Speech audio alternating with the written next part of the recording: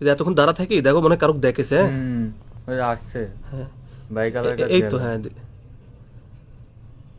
ওদের সিটির সাথে কিন্তু থাকে। হ্যাঁ এইটি এখন ভাইরাল চলছে কিন্তু। হ্যাঁ এই দেখুন টুকা দিল। হ্যাঁ এবার কিন্তু ওই ইটা ওর নাকে চলে গেল। এবার চাচ্ছে কি বাট পারিদের মানে আশ্চর্য হয়ে আমি মানে সাহস কত এদের, এত লোক চলাফেরা করছে ভয় পাচ্ছে না।